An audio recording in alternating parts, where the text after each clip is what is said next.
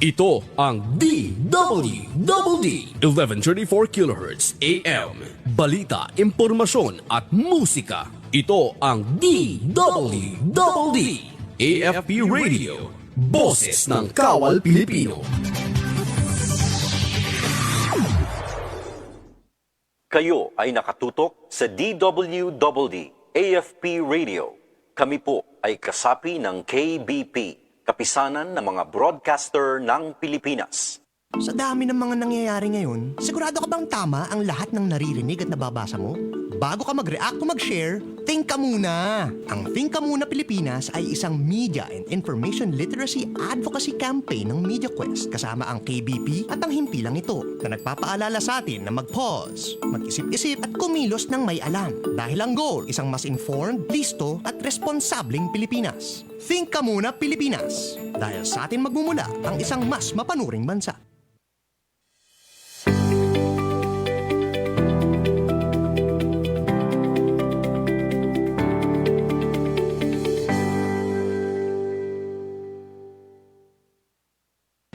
Mga katropa, alam mo ba na ang DWDD 1134 kHz AFP Radio ay ang opisyal na radio station ng Sandatahang Lakas ng Pilipinas na binubuo ng Army, Navy at Air Force na siyang maghahatid sa inyo ng mga balita mula sa ating Armed Forces at iba pang impormasyon.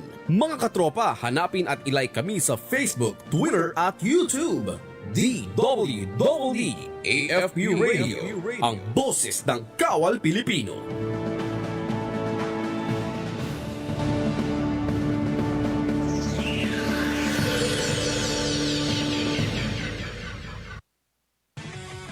Mga katropa, para lagi kang updated sa inyong sandatahang lakas ng Pilipinas, siguraduhin naka-like at follow ka sa AFP Radio DWDD Facebook page at nakatune in sa 1134 kHz AFP DWDD. Panoorin ang weekly documentary program ng AFP Radio na Ang Inyong Kawal, Sabado alas 8 ng gabi. Simulcast po ito sa inyong Kawal Facebook at YouTube channel. And keep up the good work sa team. Ayan, Media and Civil Affairs Group, CRS-AFP, maraming salamat po sa inyo. Programang maaasahan, balita at impormasyong makabuluhan para sa Pilipinong manggagawa at namumuhunan. Ito ang Dole sa AFP Radio. Usapang trabaho, oportunidad, karapatan at proteksyon mula sa Department of Labor and Employment. Ito ang Dole sa AFP Radio. Luzon, Visayas, hanggang Mindanao. Sama-sama natin talakayin ang mga programa at serbisyo ng kagawaran. Ito ang Dole sa AFP Radio.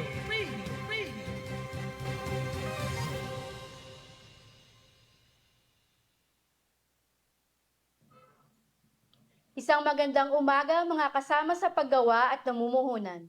Ngayon po ay ika-4 ng Agosto at unang Martes sa buwang ito. Mula sa Department of Labor and Employment, ako po si Althea Luis Mahan.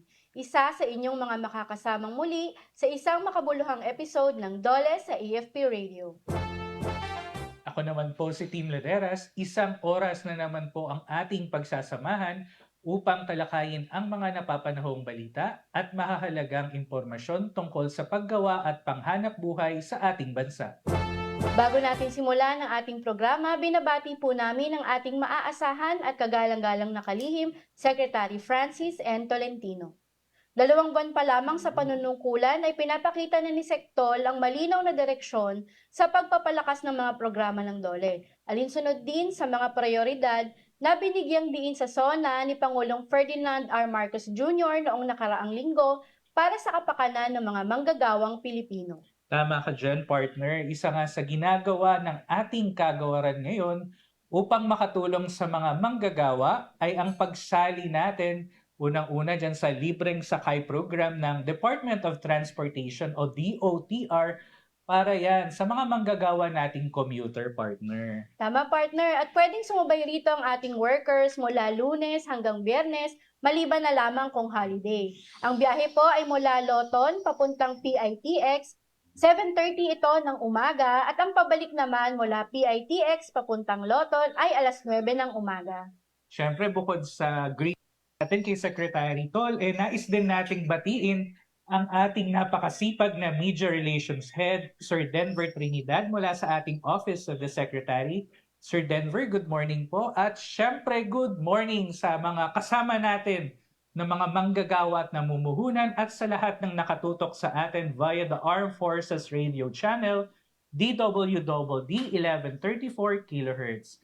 Mapapanood nyo rin kami via live stream sa aming Facebook pages, Department of Labor and Employment at AFP Radio, DWDD official FB pages.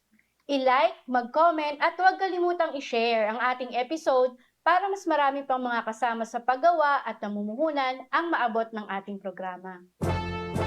Good morning mga kasama sa paggawa at mga namumuhunan. Tuloy-tuloy po tayo sa paghahatid ng mahalagang balita tungkol sa paggawa at empleyo sa ating bansa.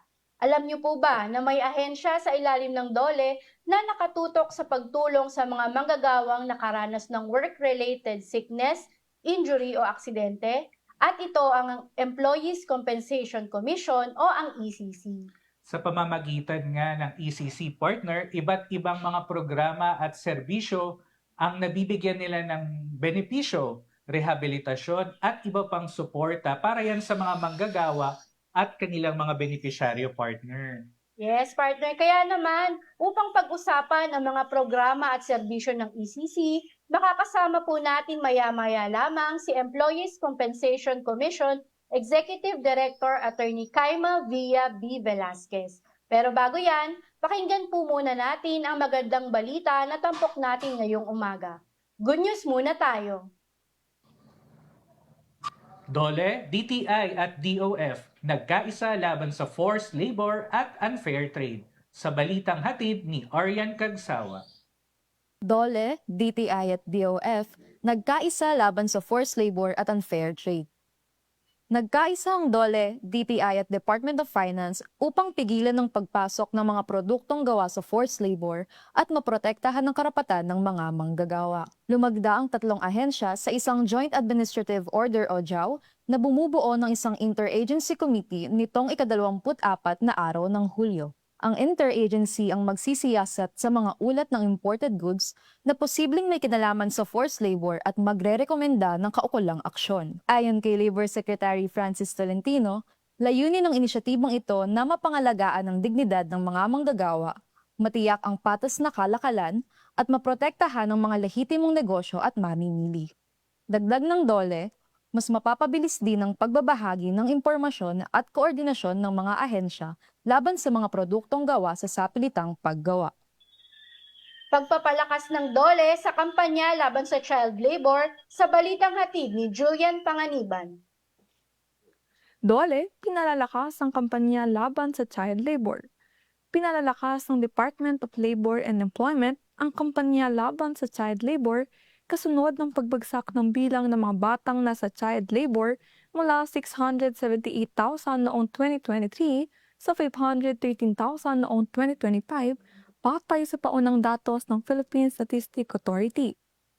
Ayon sa DOLE, tinutulungan ito ang mga pamilya ng child laborers sa pamamagitan ng livelihood assistant upang magkaroon sila ng matatag na kabuhayan at hindi na mapilitang magtrabaho ang kanilang mga anak.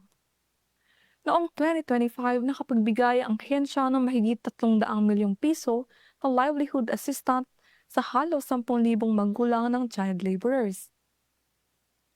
Noong 2025, nakapagbigay ang ahensya ng mahigit 300 milyong piso na livelihood assistant sa halos 10,000 magulang ng child laborers.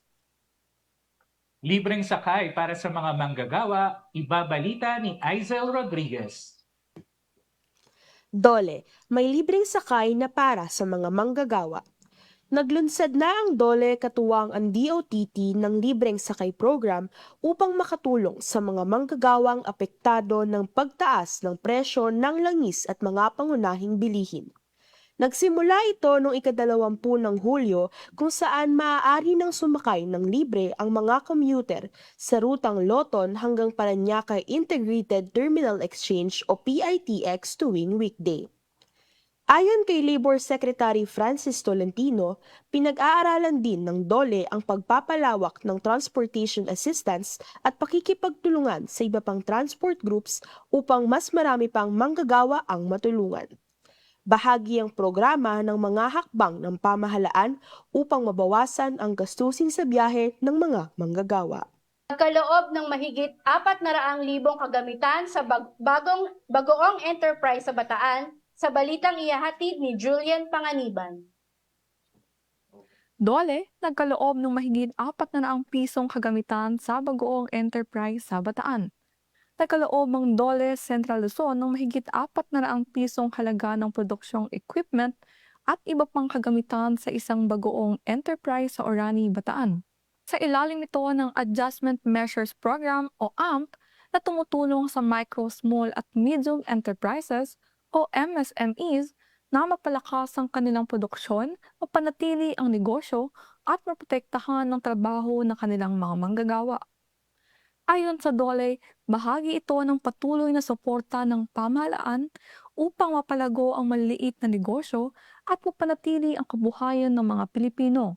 Una nang nabanggit ni Secretary Francis Tolentino na maaari ring tulungan ng mga programa AMP ang mga negosyong nahihirapang ipatupad ng mga wage adjustment dahil sa financial challenges.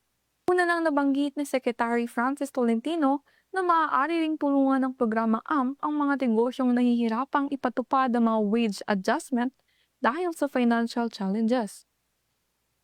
At good news mula sa probinsya ng Sorsogon sa balita ni Aizel Rodriguez. Sena, nakatulong mabawi ang halos 2 milyong sahod at benepisyo ng construction workers. Nabawi ng 24 na construction workers sa Sorsogon ang halos 2 milyong pisong halaga ng hindi nabayarang sahod at benepisyo mula sa kanilang mga employer. Ito ay sa tulong pa rin ng Single Entry Approach o SENA ng DOLE. Umabot sa mahigit 1.97 million pesos ang naibalik sa mga manggagawa, kabilang ang separation pay, hindi nabayarang sahod, overtime pay, 13th month pay at iba pang benepisyo. Naging posible ito sa pamamagitan ng conciliation at mediation na nagbigay ng mas mabilis at mapayapang resolusyon sa labor dispute. Patuloy namang hinihikayat ng DOLE ang mga manggagawang may reklamo sa trabaho na gamitin ng SENA upang agad na maresolba ang kanilang mga issue. At iyan po ang mga good news na tampok natin ngayong umaga. Susunod na po ang ating panayam kay ECC Executive Director Attorney Kaima Villa B. Velasquez.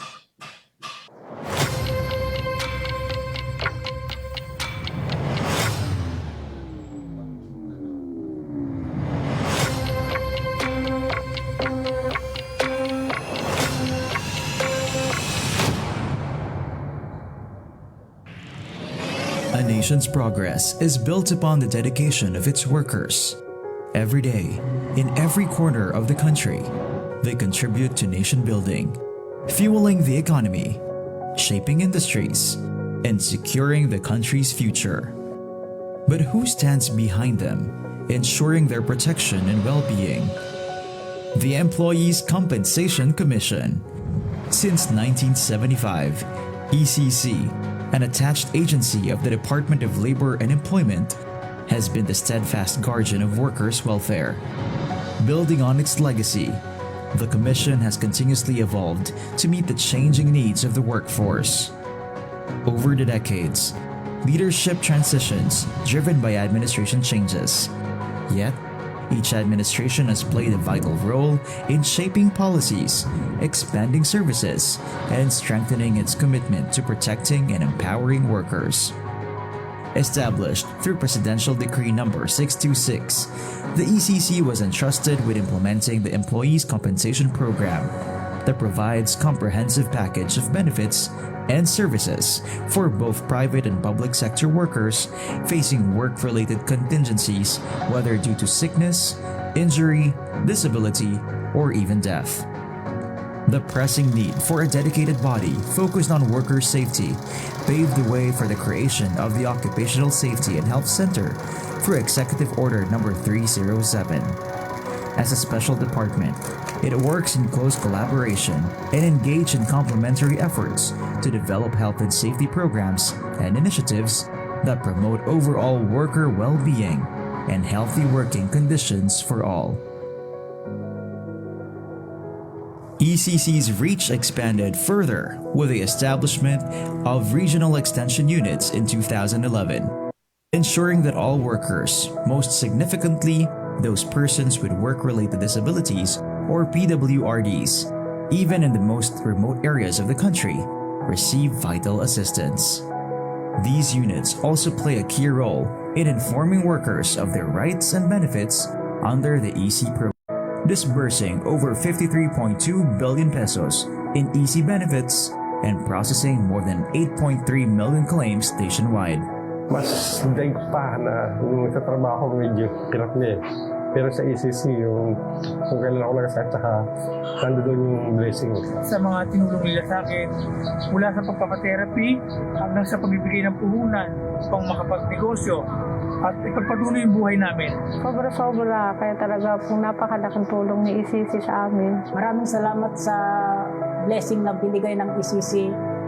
Kahit hindi na ako nakabalik ng trabaho, natutuskusan ko po yung mga pangailangan ng pamilya ko. Maraming salamat po, ECC. This is 50 taong sulong sa pagtulong in action, a system that ensures no worker is left behind.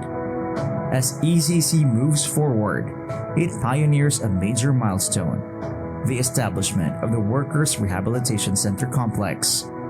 For years, ECC has partnered with hospitals for rehabilitation services.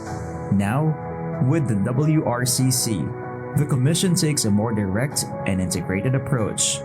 The first of its kind in the country, the WRCC signals a new era in occupational rehabilitation.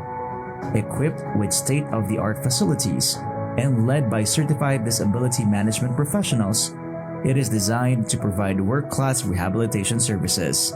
Through the WRCC, ECC envisions empowering workers to regain their health, enhance their skills, and successfully reintegrate into the economic mainstream. We are ECC. We develop and implement effective and innovative occupational safety and health policies and programs for a healthy and safe work environment. We provide comprehensive benefits and services to persons with work-related disabilities and their dependents. We ensure a well-managed, stable, and resilient state insurance fund. We strengthen and uphold good governance compliances. We are ECC. We serve and stand with the Filipino workforce. For 50 years and beyond, the Employees' Compensation Commission remains steadfast in its mission, because when we protect our workers, we secure the future of our nation.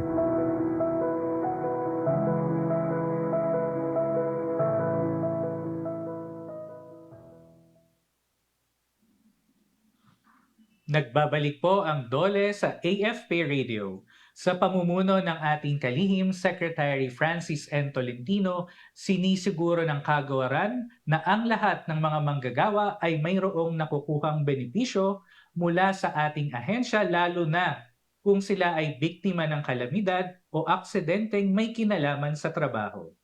At para magbigay ng impormasyon tungkol sa mga programa at serbisyo ng ECC, makakasama natin ngayong araw si Employees Compensation Commission Executive Director Attorney Kaima Villa B. Velasquez.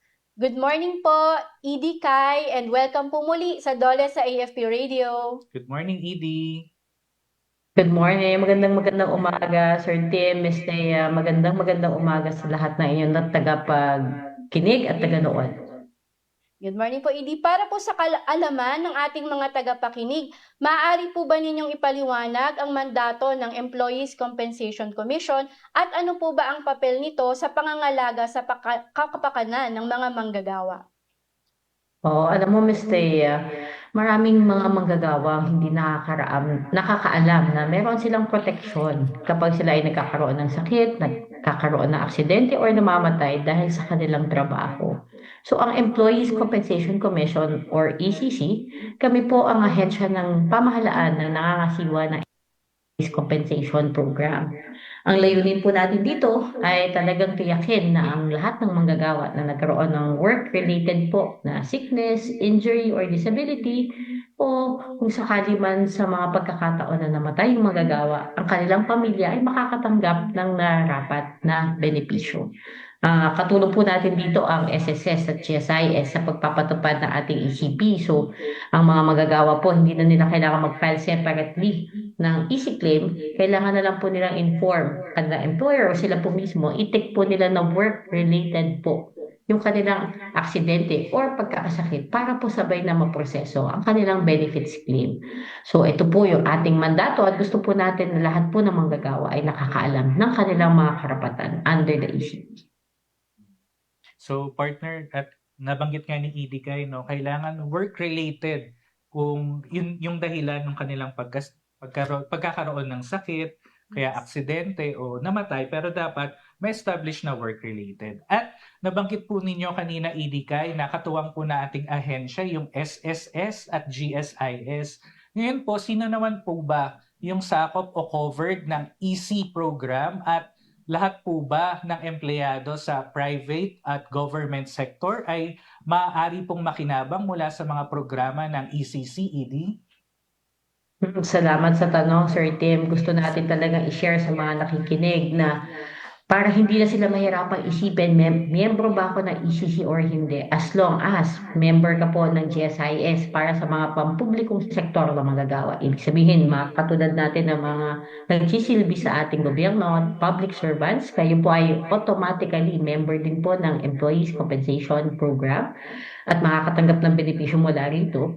At kung kayo naman po ay nasa private sector, so kung kayo po ay member ng SSS, automatic na rin po na member din po kayo ng ECC. Ang konting distinction lang, Sir Tim, na gusto po nating ipaliwanag sa ating mga nakikinig ngayon ay ang ECC po, pwede rin po kayong maging miyembro kahit na po hindi kayo under ng SSS or GSIS. So ngayon po nasa AFP radio tayo. So sana po may mga nakikinig po tayo ng mga sundalo. Kahit po hindi kayo miyembro ng GSIS, as uniformed personnel po, kayo po ay kasali din at may makukuha mga benepisyo galing sa ECC. So katulad po na ating AFP members, mga sundalo, Philippine Army, Philippine Navy, Air Force of the Philippines, pati po ang ating kapulisan, so PNP, kasama din po ang mga miyembro ng ating BJMP, kasama din po ang Coast Guard. So ito po yung ating mga kabaro na nagsisilbi para sa ating mga kapwa Pilipino na nako-cover din po ng ECC. Apo.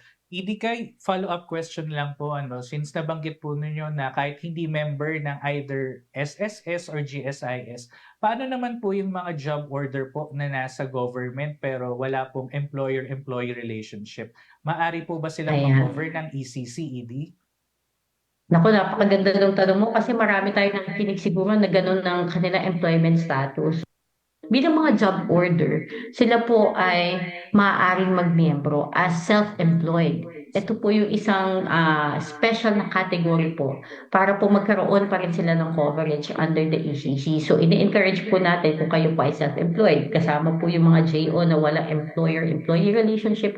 Voluntarily po mag-member kayo sa SSS. Distinguish ko lang po, meron po kasing dalawang category ng voluntary member sa SSS. Isa pong voluntary, ito po ay typically para po sa mga non-working spouse ng mga nagtatrabaho at isa pong self-employed. So kung kayo po ay may source of income, maliit na sari-sari store, tricycle driver, fish vendor, fishbowl vendor, kung ano man po yung iba't ibang mga gig na ating ginagawa para po makaraket tayo ngayong mga panahon na to. Kung kayo po ay nakaka-derive na income dyan, kayo po ay maituturing na self-employed.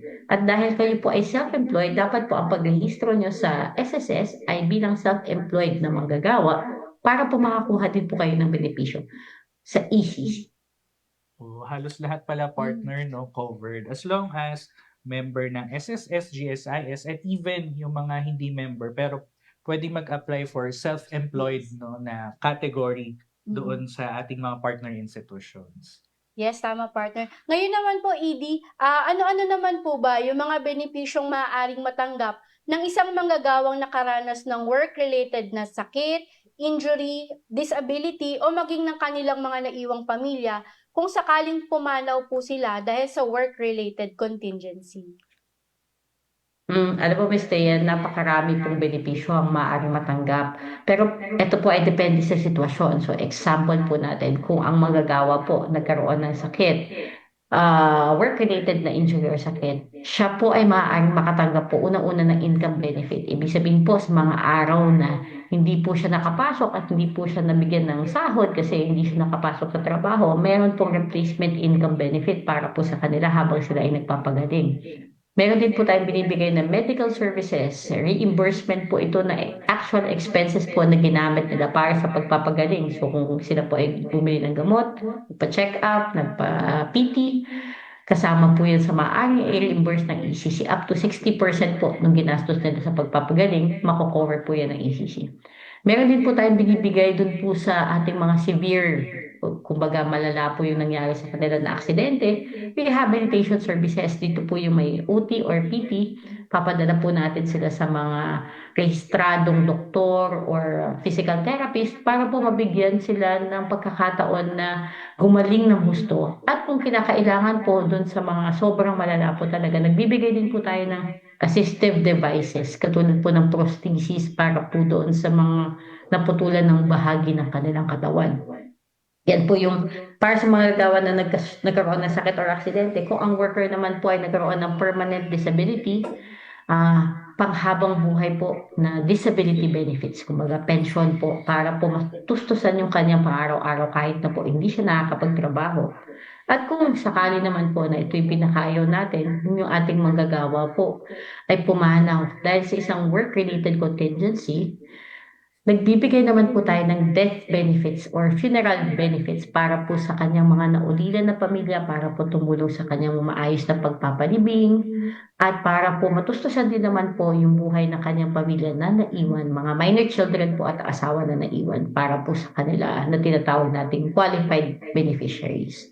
So, bukod dito, Sir Tim, Ms. Thea, nagbibigay din po tayo kadalasan ng financial assistance. Unang-una po, para po matustusan nila yung pang-agarang pangangailangan nila kung sakaling magkaroon ng aksidente ng dahil sa trabaho. Napakaraming programa, partner, ng ECC na maaring ma-avail ng ating mga manggagawa. And sana rin, no, yung mga nakikinig nating mga employers, lalo na yung mga HR, no, sana pinapalaganap din natin na may programang maaaring ma-avail yung ating mga manggagawa in case magkaroon nga ng aksidente, magkasakit, basta related sa trabaho. Yes, tama partner. Tsaka kung titignan natin, very comprehensive din talaga yung tulong na binibigay ng ECC. Kasi kung na-aksidente ka or nagkasakit, halimbawa, meron kang income benefit sa panahon na hindi ka kumikita, hindi ka nakakapasok sa trabaho, merong medical reimbursement, meron ding rehabilitation services, and prosthesis sa mga naputulan ng binti or ng braso. And then, kung nagkaroon naman ng permanent disability, meron silang pension na matatanggap. And kung hindi naman natin ginugusto, pero kung merong namatay na manggagawa sa trabaho, meron din silang funeral benefit and may financial assistance sa mga pamilyang naiwan nila. So very comprehensive yung tulong ng ECC sa ating mga manggagawa. Oo. Ngayon naman po, Edie, kung nangyari na po yung aksidente at nais nilang ma-avail, paano po ba malalaman kung yung nangyaring aksidente po is maituturing na work-related at maaari pong makover ng EC program? At ano po ba yung mga proseso na dapat pong isaalang-alang ng ating mga manggagawa na mag-a-avail po ng benepisyo mula sa komisyon, Edie? Ayan, Sir Tim, alam mo, isa to sa madalas itanong sa atin. At lagi natin sinasabi, katulad nga nung na-mention yung kanina ni Ms. Thea, yung fact na work-related. So, lagi tayong nagdudwell doon kasi may mga pagkakataon na may mga na-aksidente or may mga namamatay ng dahil sa na hindi dahil sa trabaho. So, mako-cover lamang po sila ng ECC kung ito po ay work-related. So, napaka-importante po, lagi po natin pinapaulit-ulit, kailangan po may kinalaman sa trabaho para po makover ng ECC. So, hindi naman po natin sinasabi na wala sila makukuha kahit ano kung hindi work-related. Kasi po, kung kayo po ay miyembro ng SSS or GSIS, meron din po silang ibinibigay na mga benepisyo na kaukulan po para sa manggagawa. Pero ito po ay direct at hindi po ECC. Ngayon po, pag ECC po ang magbibigay ng benepisyo, nagiging doble po para sa SSS members yung kanilang benefits. Kaya po nagiging importante yung distinction. So halimbawa po, kung ang aksidente ay nangyari habang ginagawa nila yung official duties nila. So, nasa opisina, nagtatrabaho, biglang nagkaroon ng aksidente, gumuho yung building dahil nga po dito sa mga nakaraan na lindol, kung nagkaroon po ng sunog at hindi po sila nakalabas or nasaktan sila sa sunog na ito, sigurado po na ito ay work-related. Ayan po. So, exposure po halimbawa sa chemical na hinahawakan or pinoproseso nila ng dahil sa kanilang trabaho. Kung ang magagawa naman po ay nag-ooperate ng makina or machinery at naipit po ang kanilang daliri or kamay, definitely po work-related yan. So, marami po talaga examples itong mga aksidente na talagang mako-connect natin sa pagiging worker nila or pagtupad nila ng kanilang tungkulin. Minsan naman po nagkakaroon tayo ng konting problema dun po sa mga illnesses na nakukuha natin. So, hindi po direct yung ating cause and effect. So, may mga sakit po na hindi naman natin maika-categorize agad as work-related. Pero po, ang ECC po sa kasalukuyan ay mayroon pong 33 po na listed na illnesses po na itinuturing po ng Employees Compensation Program na work-related. Ito po ay napakarami, Sir Tim, kaya hindi ko na iisa-isahin ang 33. Pero po, ang basic na premise po ito, kahit po wala kayo dun sa 33 sakit na yun, kung ang inyo pong sakit ay lumala or nakuha niyo po ng dahil sa trabaho, ito po ay maaari makover ng ECC. So ngayon pala meron tayong nakalistang 33 work-related illnesses na pumapasok doon sa EC program. Yes. Idagdag ko na rin po na katanungan, ED. Paano naman po kung yung manggagawa ay papunta sa trabaho or pauwi galing trabaho and na-aksidente po, naka-encounter ng aksidente? Covered din po ba ito ng EC program? Basta isa yan sa mga unique na aspeto na Employees Compensation Program kasi hindi lamang kailangan na nasa lugar ka ng paggawa. Kahit po yung papasok ko pa lang ng opisina or ng iyong lugar ng paggawa at pauwi galing sa iyong opisina papunta sa bahay, covered ka na. So yung mga nagko-commute, yan, mga na-aksidente. Naku, napakarami nating claims na nagsisimula ng dahil sa halimbawa ay nasagasaan. Ayaw naman natin nangyayari pero talagang napakahirap mag-commute, diba? Nasagasaan habang nagbabiyahe pa uwi. Ito po ay covered na ng ECC. So, lagi natin yung sinishare, Ms. Thea, sa mga manggagawa, pati yung mga HR officers. Kasi minsan, sinasabi nila, wala ka naman na sa opisina, hindi na yan mako-cover. So, wag nyo nating i-file. So, kung ganito po yung pagkakataon, gusto po natin na malaman ng ating mga tagapakinig na ito po ay covered din. So, going to work and coming home from work ay covered po ng ECC. Meron lang akong isang qualification dito po. Ito yung mga joke namin. Kung ang manggagawa po pauwi galing sa trabaho ay nag-deviate from the normal path niya. So, halimbawa po, ang opisina ay sa Maynila, pauwi po siya ng Bacoor, Cavite, ito po ay covered. Pero po kung halimbawa po si manggagawa ng ligaw muna at nakipag-date muna, pumunta muna ng Mega Mall sa Mandaluyong, kung siya po ay na-aksidente papunta doon sa Mandaluyong, hindi na po siya makakover kasi ito po ay deviation from the normal path po, papunta at pauwi galing sa opisina. So ito po yung ating mga konsiderasyon na ibinibigay para po sa kaalaman ng ating mga tagapakinig. Sa mga nagdaang sakuna naman po, tulad ng doon sa Mindanao, kung saan may mga manggagawang nasawi habang ginagawa ng trabaho, paano po tumulong at sa kanilang pagbabago? Ano po ba yung mga benepisyong maaari nilang asahan? Alam mo, Miss Day, ang daming sakuna na nangyayari ngayon. So, may mga lindol tayo, may mga bagyo, may mga pagbaha. So, sa panahon po ng kalamidad, syempre ang pangunahing concern natin ng ECC at syempre ng DOLE bilang pangunahing pamahalaan na nagbibigay ng patnubay at pagkalinga sa ating mga manggagawa ay yung kaligtasan. So sa kanilang kaligtasan po, unahin muna nila, syempre wag nila i-prioritize yung kanilang trabaho. I-prioritize po nila yung kanilang safety. So kung kailangan po na talagang sakuna na, labas na sa dock overhaul pag earthquake, humanap ng matibay na masisilungan kapag may bagyo.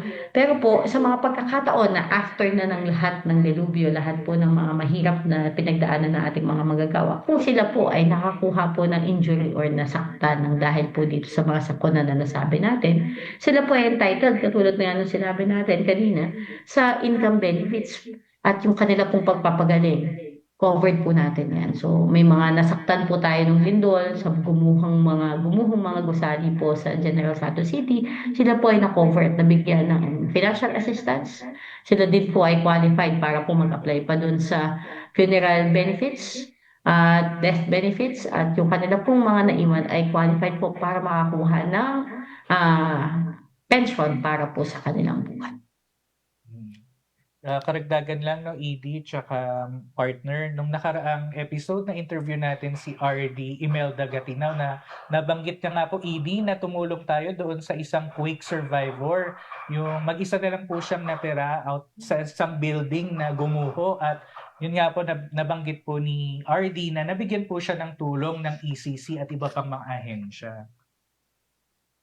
Oo nga, Sir Tim, Oo, gusto natin ipaalam talaga sa mga nakikinig na importante po na i-make sure niyo po yung membership niyo po sa SSS, GSIS at ECC ay updated kasi po sa mga panahon po na ganito na marami tayong hinaharap na mga sakuna problema lalo na sa ating nasa ring of fire po tayo, so lagi tayong may bagyo. Ngayon po ay sunod-sunod yung lindol. Napakahalaga po na meron pa tayong isang maaasahan na mapagkukunan ng suporta sa mga panahon po na kailangan talaga natin. Katulad nito mga ganitong panahon. So masaya po ang ECC, nakakatulong po kami kung kinakailangan. Opo. Yung susunod naming katanungan regarding to sa naging usap-usapan na insidente ng isang motorcycle taxi rider na nasawi po matapos umanong saksakin ng kanyang pasahero habang nasa biyahe. Sa ganitong sitwasyon po ba, ED, covered po ba yung motorcycle rider na nasaksak ng EC program? Ayan, Sir Tim, katulad doon sinasabi natin kanina, ang ECC po ay nagko-cover ng lahat po na aksidente or sakit na nakukuha po ng manggagawa habang siya ay nasa trabaho. So ito pong motorcycle rider po, based po sa ating mga nakuha na nakalap na ebidensya at mga patunay, nangyari po yung pagsaksak sa kanya habang ginagampanan niya po yung kanyang trabaho. So definitely po, may kakategorize po natin itong kanyang insidente as work-related.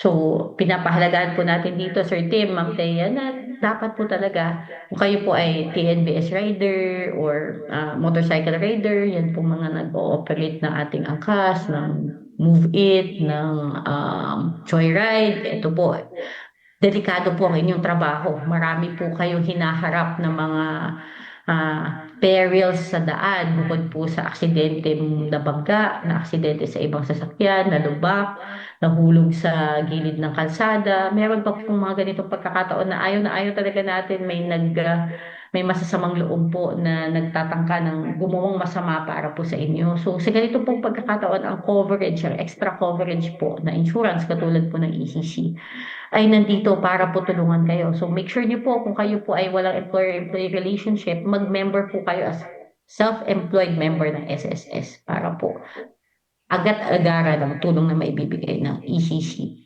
at ng DOLE para sa inyo. So in relation naman po, ED Kai, sa tanong ni Sir Tim kanina, so masasabi po natin na yung mga digital platform workers and gig economy workers, tulad po ng mga motorcycle taxi riders, delivery riders, at iba pang platform workers ay sakop din po ng ating EC program. Pero mahalaga po na makapag-enroll po sila as self-employed. sa SSS. Ano pa po ba yung mga dapat nilang malaman tungkol sa kanilang coverage? Idikay. And Mr. Ma'am Thea, ina-encourage po natin lahat ng ating mga TNVS platform workers, gig economy workers po, na kung hindi pa po kayo naka-enroll sa SSS, ay make sure niyo po na mag-enroll kayo. I-encourage niyo po ang inyong mga employers at platform operators po na isama po kayo sa roster ng ating mga enrolled workers para po makover po kayo ng SSS at ECC. Ngayon po, para naman po dun sa mga operators talaga, kami po ay lumalapit sa inyo para po i-make sure niyo po na sana po hindi po natin pabayaan yung hard work, yung pawis po na binibigay ng mga manggagawa para po sa ating mga kumpanya. So, ibigay po natin sa kanila yung karapatan nila, yung nararapat po na benepisyo. At dito din po, nagkakaroon po tayo ng better working relationship. Kasi kung alam po na inyong manggagawa na kaya sila po ay covered, sila po ay sinusuportahan, sila po ay babayaran ng kauklang benepisyo, hindi po sila magsasawang gawin ng kanilang trabaho at pursige pa ng gusto para sa kanilang mga tungkulin para sa inyong kumpanya. So, kung kayo po ay isang worker, gig worker, kung kayo po ay virtual assistant, marami tayong ganyan, Mr. di ba? Kung kayo po ay motorcycle rider, kung kayo po ay Grab delivery or Food Panda rider, yan po, yan marami tayong nakikita ganyan sa kalye. I-avail nyo po yung inyong karapatan, i-avail nyo po ang membership sa ECC, i-avail nyo po ang inyong membership sa SSS para naman po sa oras ng sakuna at kung kinakailangan, meron tayong benepisyo na makukuha para sa atin at sa ating mga mahal sa buhay. Tama, no? Dapat mas maging maalam yung ating mga kasama sa paggawa, lalo na yung mga nasa digital platforms kasi yan yung in-demand ngayon na trabaho. Ngayon naman po, alam na natin ngayon, marami at nabanggit mga partner, komprehensibo yung mga programa ng ECC.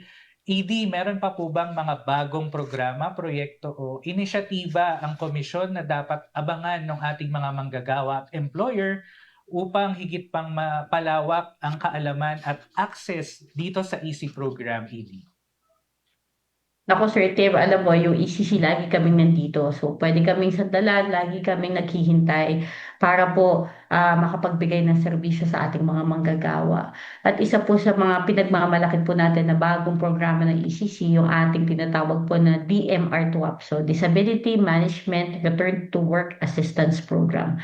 Mahabang-mahaba po talaga yung title niya, pero po kasi gusto namin ipaalam po ano po talaga ang layunin nitong programa na ito. Gusto po natin yung mga manggagawa na nagkaroon ng aksidente or sakit ng dahil sa trabaho ay hindi lamang po matapos sa pagbibigay ng benepisyo yung maibibigay ng ECC, kundi matulungan din po natin sila na makabangon muli. So, Return to Work Assistance Program. After po na aksidente, kung ito po ay malala, marami po tayong mga manggagawa na hindi na kinakaya makabalik sa trabaho. Ito po ay dahil sa malaking pinsala or maraming mga problemang hinaharap. Ngayon po itong programa na to, hindi lamang po bibigyan namin kayo ng hospital reimbursement. Hindi lamang po bibigyan namin ng pension yung inyong mga naulila. Ang gusto po natin dito talaga, yung manggagawa na may capacity pa po na bumalik sa paghahanap buhay, magkaroon. Ginagawa po natin ito sa pamamagitan po ng pagbibigay ng rehabilitation services. Kasama na dyan ng psychological counseling para po bigyan sila ng lakas loob na bumangon ulit at bumalik sa paghahanap buhay. Kung kailangan po nila ng prosthesis, bibigyan po natin sila ng prosthesis para po makabalik sila sa normal na operasyon ng kanilang pangangatawan. At hindi lang yan, Sir Tim, Ms. Dea, we go as far as kami po ang naghahanap ng employer po na willing mag-hire ng isang person with disability na ma-hire ulit sila at matanggap sa trabaho para po hindi naman sila maging pabigat sa kanilang pamilya. Gusto po natin na magkaroon sila ng self-worth at mabuo po ulit yung kanilang personality. Kasi po, madalas, Sir Tim, alam mo, yung mga manggagawa, ayaw naman nila na sabihin na ako po ay may kapansanan, hindi na po ako magtrabaho. Sila po, lagi nilang gusto ko po maging valuable, gusto ko po makapag-contribute. At dahil po dito sa pagnanais na yon, gusto rin po ng ECC na tulungan sila at ma-assist sila dito sa endeavor na ito.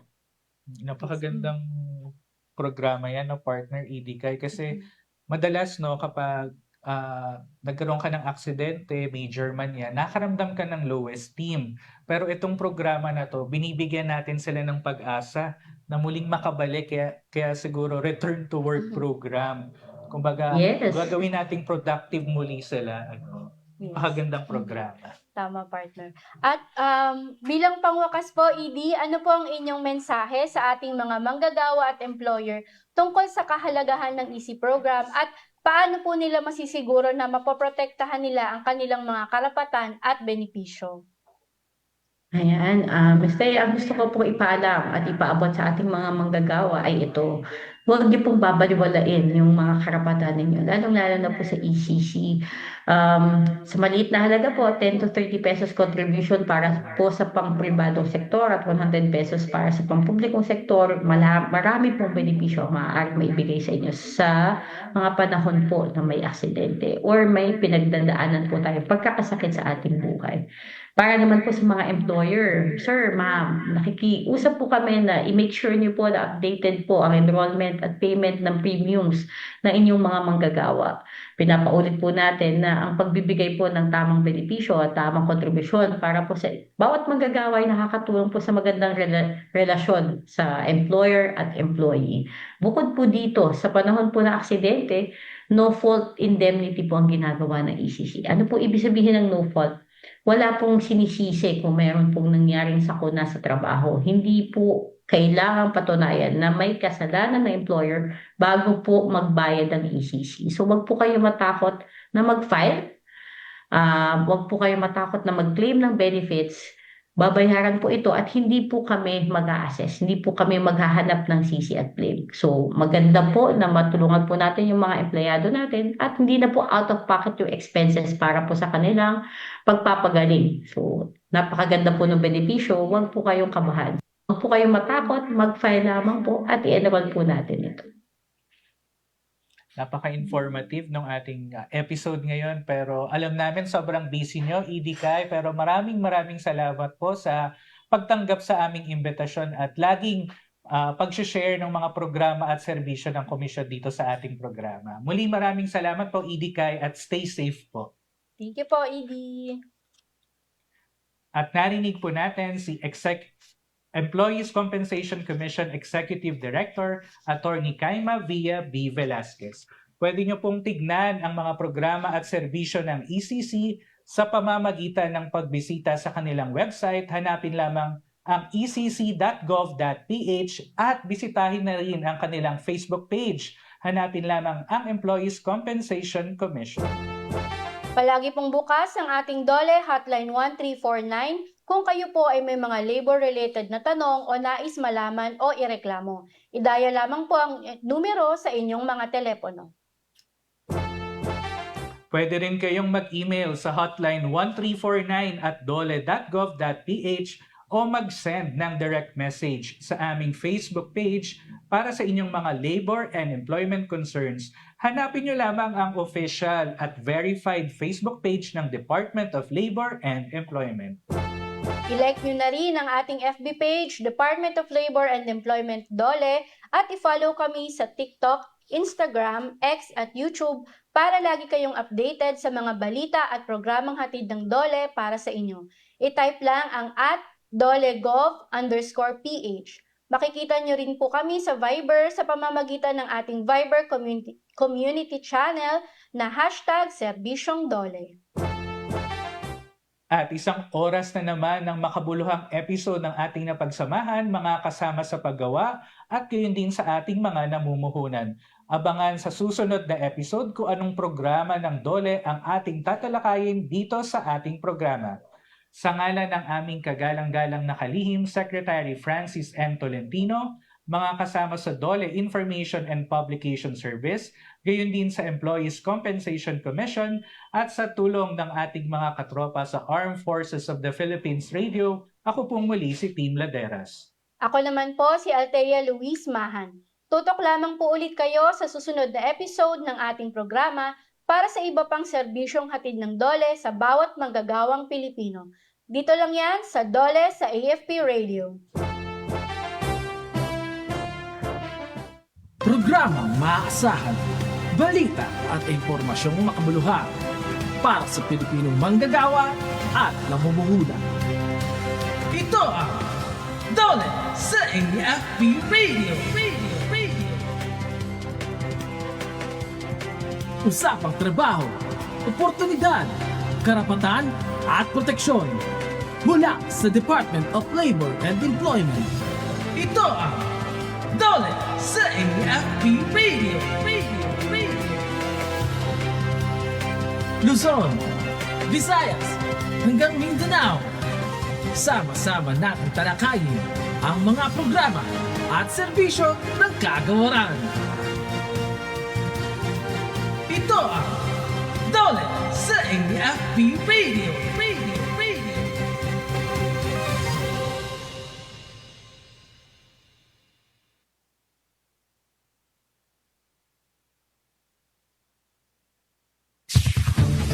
Ito ang DWDD 1134 kHz AM.